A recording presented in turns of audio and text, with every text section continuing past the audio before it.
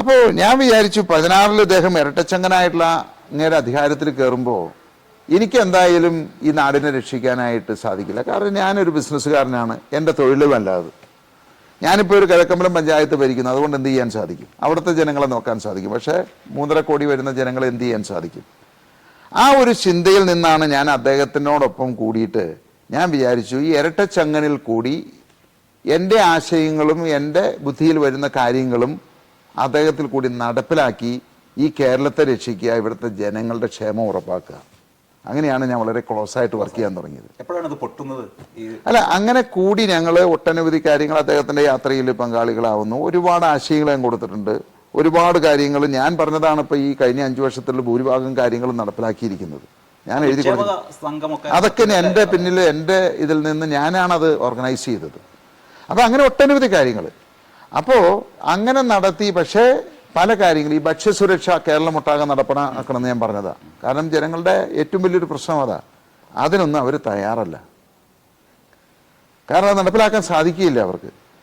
അങ്ങനെ ഞാൻ മനസ്സിലാക്കി അവസാനം ഇത് ഈ പറയുന്ന ഇരട്ടച്ചങ്കൻ എന്ന് കാണുന്ന ആള് എന്താണെന്ന് വ്യക്തമായിട്ട് മനസ്സിലായപ്പോഴാണ് ഞാൻ തീരുമാനിച്ചത് ഇതുകൊണ്ട് ഒരിക്കലും കേരളത്തിന് ഇദ്ദേഹത്തെ കൊണ്ടോ ഈ പാർട്ടിയെ കൊണ്ടോ ഒരിക്കലും ഒരു മാറ്റം വരുത്താൻ സാധിക്കില്ല എന്ന് വന്നപ്പോഴാണ് 2021 നിയമസഭാ തെരഞ്ഞെടുപ്പിൽ മത്സരിക്കാൻ തീരുമാനിച്ചത്. അപ്പോൾ ഞാൻ പയ്യെ അവസാന കാലഘട്ടങ്ങളിൽ ഞാൻ അദ്ദേഹമായിട്ട് അടുപ്പം കുറഞ്ഞു. അങ്ങനെ കുറഞ്ഞ് ഞങ്ങൾ 21 മത്സരിക്കാൻ തുടങ്ങിയപ്പോൾ അതറിഞ്ഞപ്പോൾ മുതൽ അദ്ദേഹത്തിന് അത് ഇഷ്ടക്കുറവായി. അതല്ലാതെ മറ്റു വിയോജിപ്പുകളൊന്നും ഒന്നുമില്ല. അങ്ങനെയാണ് ആ എതിർപ്പ് വന്നത്. അല്ലാതെ ഈ പറഞ്ഞ മാതിരി ആളുകൾ വിചാരിക്കുന്ന മാതിരി വേറെ എന്തോ ഡീലുണ്ട് അങ്ങനെയാണ് അതൊന്നും അല്ല അതിനകത്ത്.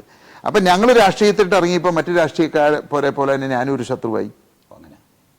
ഞാനും ഞങ്ങൾ മത്സരിക്കാൻ തുടങ്ങിയതിന് ശേഷം ഞങ്ങളുടെ കമ്മ്യൂണിക്കേഷൻ അവിടെ ബ്രേക്കായി.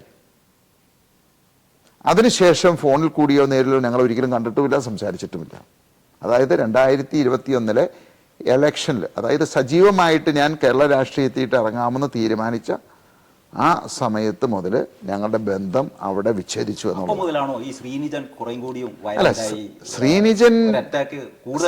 ശ്രീനിജൻ ജയിച്ചതിന് ശേഷമാണത്. ശ്രീനിജൻ മത്സരിച്ചല്ലോ. അപ്പൊ ഇത് മത്സരത്തിന് മുമ്പേ ഞങ്ങളുടെ ബന്ധം വിച്ഛേദിച്ചിരുന്നു എന്ന് പൂർണ്ണമായിട്ട് പറയാൻ സാധിക്കില്ല. ആയിരിക്കാം. ഏതെന്താണെന്ന് വെച്ച് കഴിഞ്ഞാൽ ഞങ്ങളുടെ ഒരു ശ്രദ്ധക്കുറവാണത്. ഞങ്ങൾ ഈ 8 മണ്ഡലങ്ങളിൽ മത്സരിക്കാൻ തക്ക രീതിയിൽ ഞങ്ങളുടെ സംഘടനാ സംവിധാനം ശക്തമായിരുന്നില്ല.